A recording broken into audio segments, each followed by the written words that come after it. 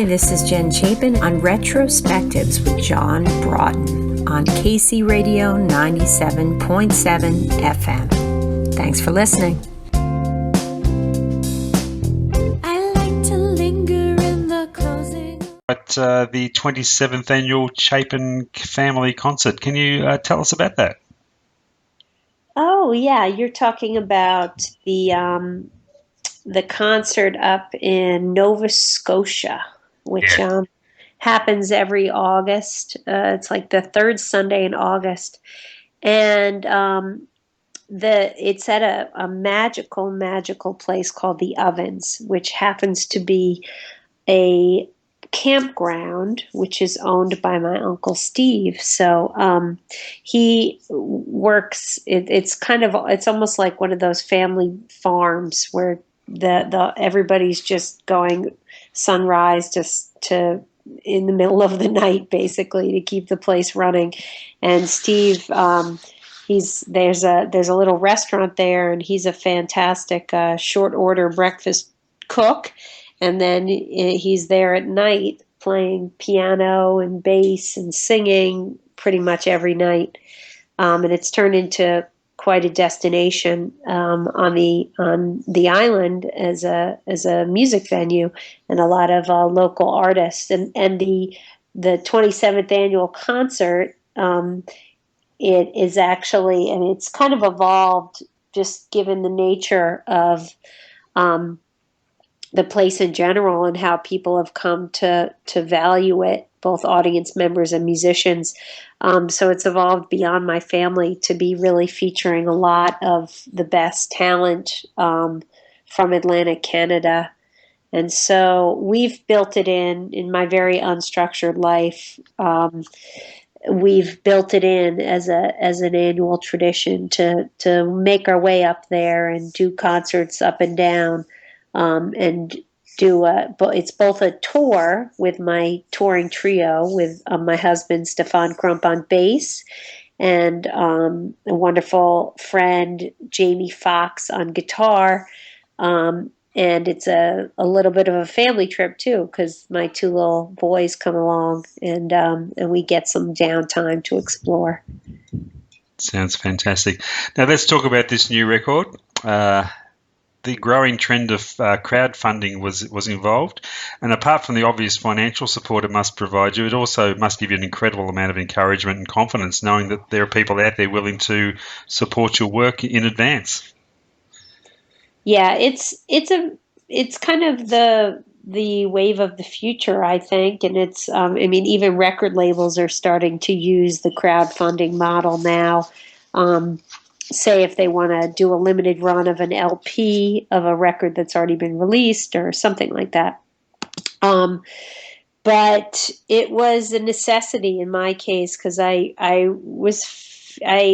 after having 7 years where I was definitely keeping the music going and touring and releasing albums, but feeling a little bit like I wasn't willing to invest on the same level in just the real push that you kind of have to do as an independent artist. And I wasn't writing new songs.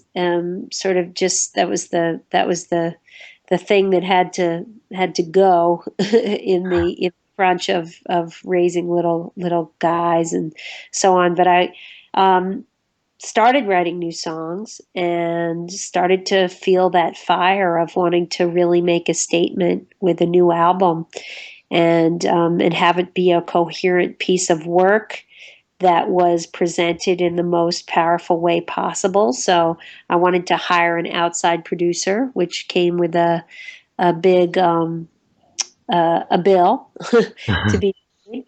And so I hired Kevin Killen, who's a revered recording engineer and mixing engineer and producer. He's one of those transparent producers who doesn't need to put his egocentric stamp on things. He just lets the music happen, make sure the best sounds are happening and everybody's really comfortable, and then and that people are willing to experiment and try things, and that's what happened. And that was the crowdfunding campaign, which I did on a site called Pledge Music.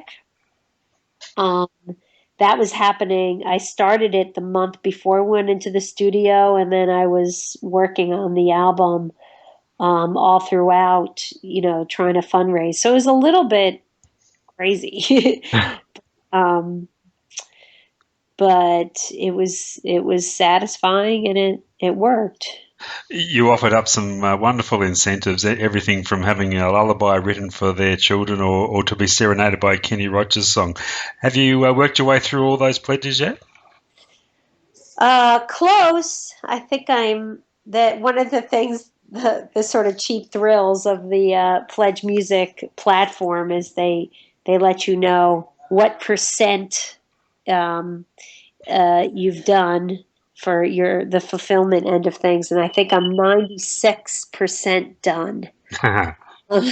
And yeah, so I still have some stuff to do, and but yeah, I've definitely gotten a lot of people, going out of their way to post me emails saying, "No rush, no, take your time," and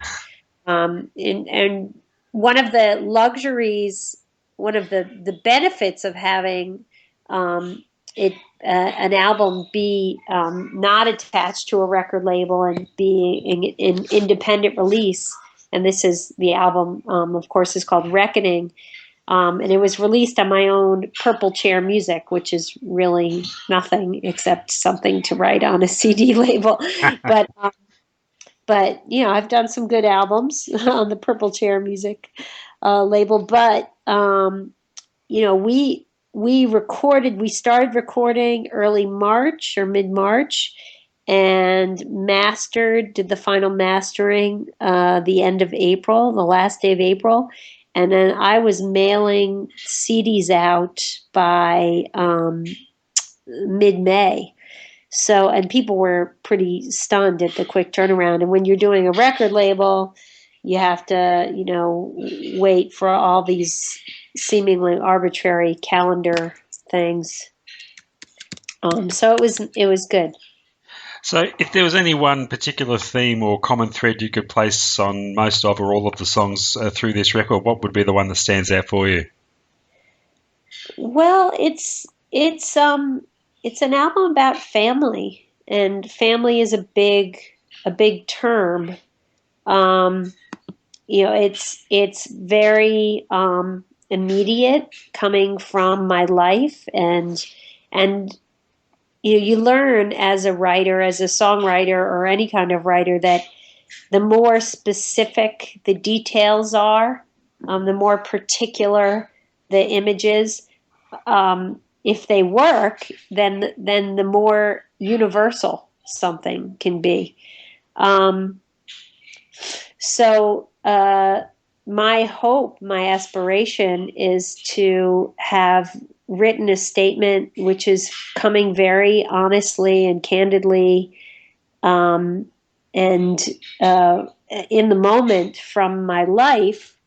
But the idea being that, my life is interesting and different in that I'm an artist and most people are not.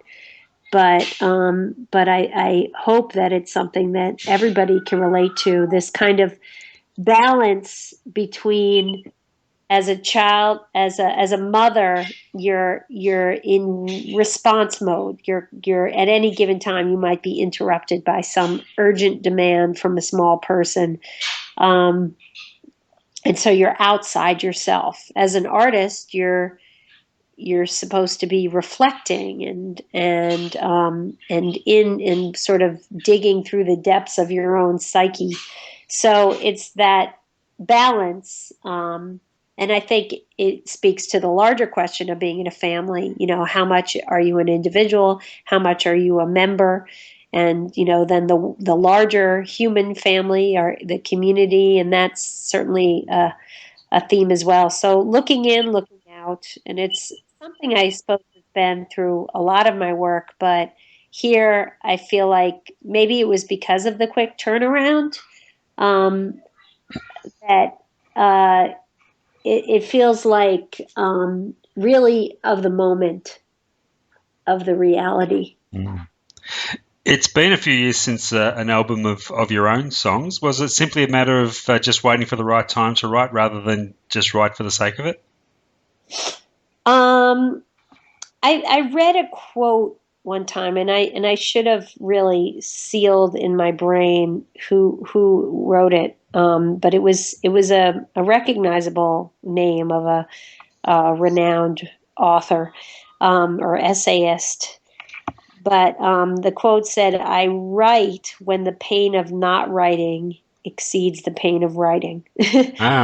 And that's kind of it for me. There just comes a time when it's like you need to. It's not so much that for me that I need to express these deep feelings that are locked inside, because I have plenty of mechanisms for expressing myself. Mostly just through talking or prose or Facebook posts and so on.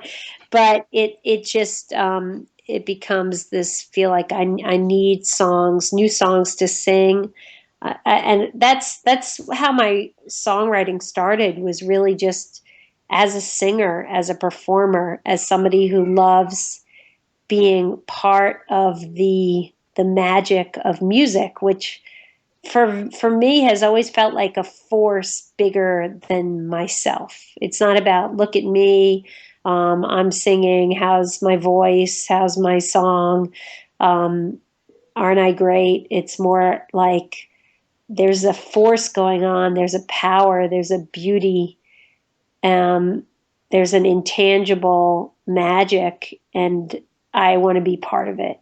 And for me to be part of that, I needed to create compositions that bands could enjoy playing and be able to express themselves, their own individuality, and so that's how it's come about. I know you don't consider yourself a prolific writer, and I've seen you mentioned at times where you do write for the upcoming project at hand. For you, does that give the song a greater sense of immediacy? You're saying the timing of it? Yeah. Yeah. At a certain point, sometimes you're just writing a song, and sometimes I think because I'm so connected to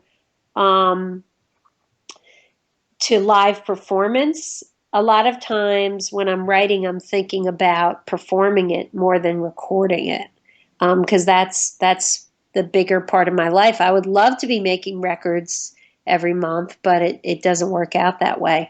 So that's kind of the immediacy. It's like, how's this going to fit into the set? How's it going to round out the story that I want to tell?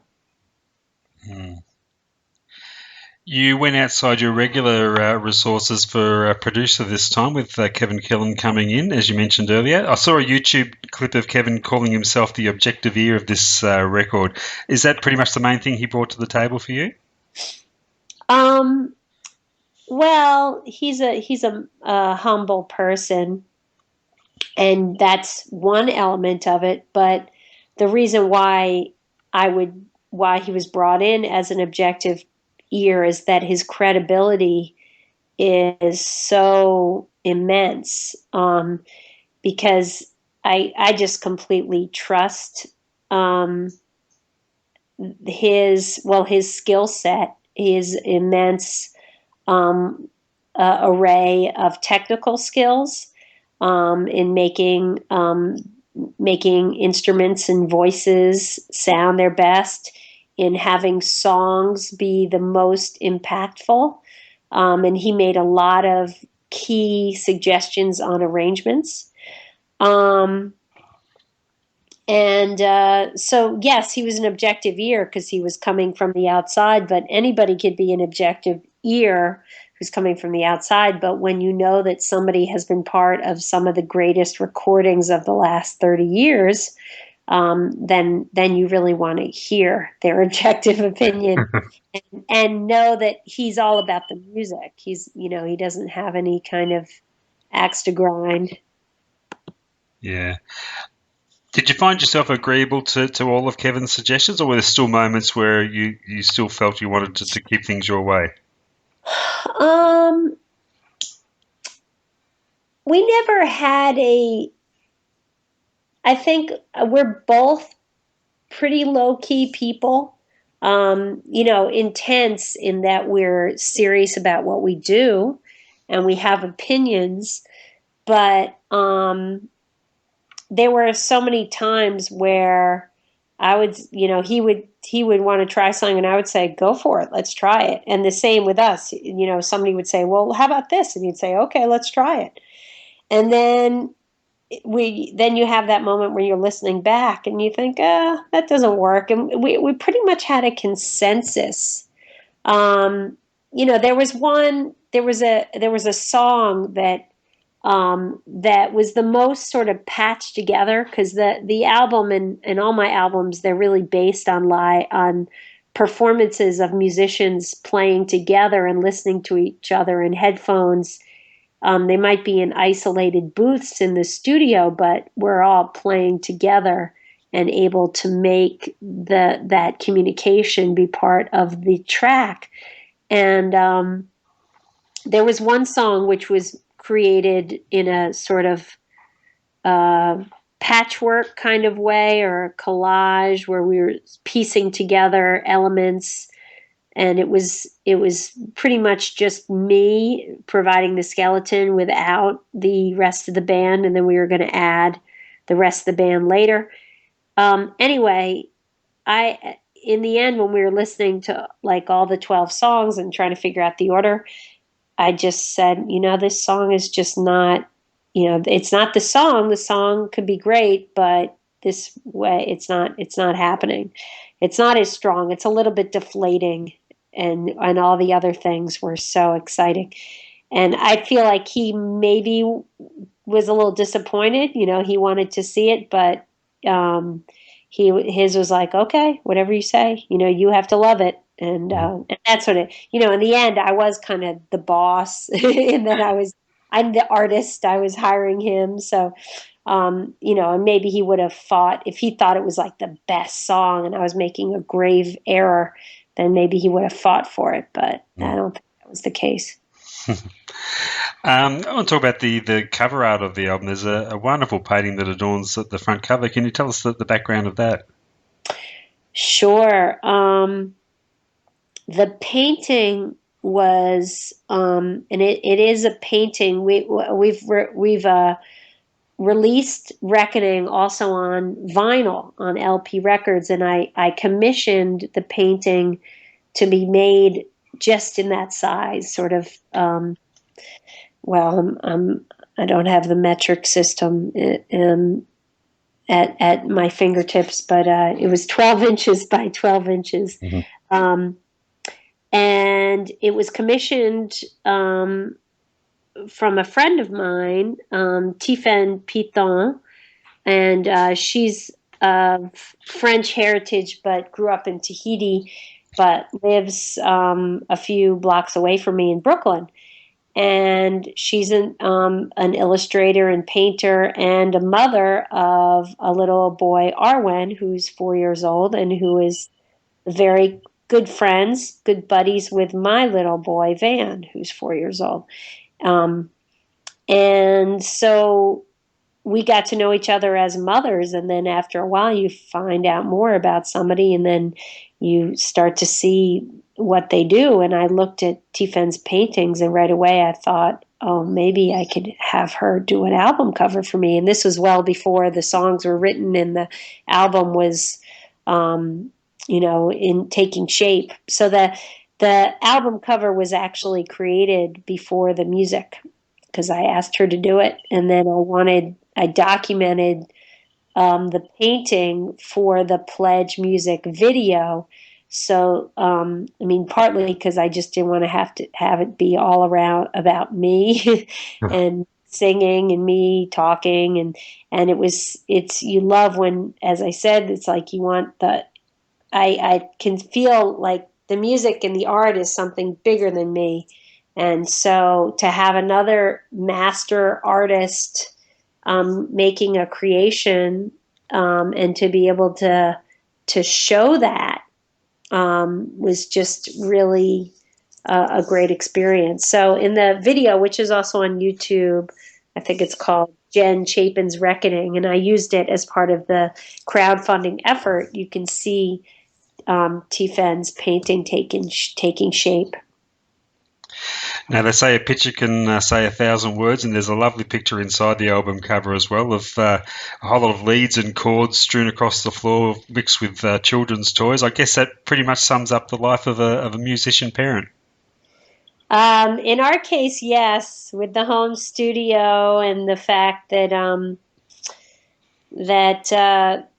the kids are at home they're comfortable with the process and things moving along, and music taking shape amid their Legos and projects. I noticed that pretty much the basic recording was done over a 4-day period, which I guess is pretty quick by a lot of people's standards. Is that your preferred way of going, not to get too caught down or bogged down in the recording process? Well, those 4 days were when we did the basics, and that is pretty much how it's gone for me, where I do the skeletons of the tracks, which some case is pretty much. I mean, you know what's going on after those 4 days with each of the songs, but then I tend to take my time with the layers, the bells and whistles, the overdubs, the background vocals and percussion, and each of those days was so much fun. You know, bringing Jamie Foxx and Liberty Ellman, my guitarists, in to come in and try more things, and those little details which can make a song really take hold. And background vocals, and I had a wonderful trumpet player named Ambrose Akimusere come in and do a powerful solo on the closing track from the album Gospel. And my good friend Martha Redbone, whose own little boy is basically in age right between my 8-year-old Maceo and my 4-year-old Van. Her boy just turned 6, and so clothes go from one to the next and back to us. And so basically most of Van's clothes were at one time worn by Martha's boy Zach. And but more than that, she's just an amazing artist. So both from Kate Chumley, who is the video artist who made the Pledge music video, and Tifen Piton, who is the painter of the album art, and Martha Redbone, who did really important background vocal work. There's a lot of other artist mothers in the mix. Playing as you do primarily with musicians of a jazz background, does it give your songs a little more freedom and room to move in the studio when recording than if you would playing with just standard pop or rock musicians? Oh, absolutely. I mean, I can't really compare to working with people who are just coming from a rock perspective, because basically I've only worked with jazz musicians, aside from, say, high school. It's my comfort zone. Basically my comfort zone is people who are really, really comfortable in their instruments and comfortable with improvisation, even if my songs aren't, aside from some jams and solos, they're not really designed for, a full jazz exploration. They're basically pop songs, but I work with people who are absolutely in the moment and listening to each other and not just sort of plugging into the routine. One outstanding feature I've always found in your songwriting is your songs are very often open to interpretation. They could have multiple meanings. Do you feel a sense of achievement in that as a writer with songs left open like that? Is that something you strive for? Well, as I was saying earlier, I guess I've learned to strive for the details, that things that basically I write for myself. I write, and maybe to a fault. Maybe if I were more commercially minded, I would be in your studio right now as part of my Australian tour. But I haven't built that big of an audience, around the world as of yet to enable that. But I just am aware that if I'm writing a song, I might be singing it many, many, many times, and I want it to stay real for me. And so I write things that are real for me, and it does tend to work out that the more specific and more obscure the detail is, if it's coming from personal truth, it ends up having reverberations. And one of the best examples of that was my first album that I really released beyond sort of selling at my concerts, which was a very unconventional, very intimate duo between with myself just singing, not playing guitar or anything, and my husband Stefan Crump playing bass.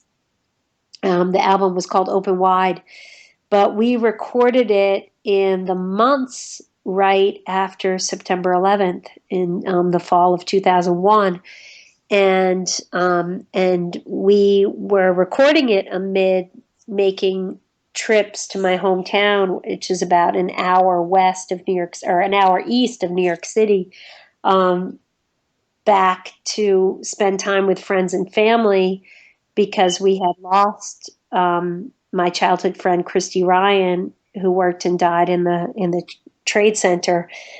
And I wrote a song that was very much, it was little conversations that Christy and I had. It was little fleeting memories and images of her, sort of abstract. And then I was, then going on to what it meant for all of us this time. That time. And one of the early reviews that I got, which was a very positive and powerful review, and the man wrote about that song, and he said, hurry up, Sky. And I was writing about Hurry Up, Sky because the sky, for a good month or so, there was still this black cloud that just was taking forever to burn itself out, and you could still smell the fire, and that that smoke was our friends, and as well as this horrific toxic mass of the buildings.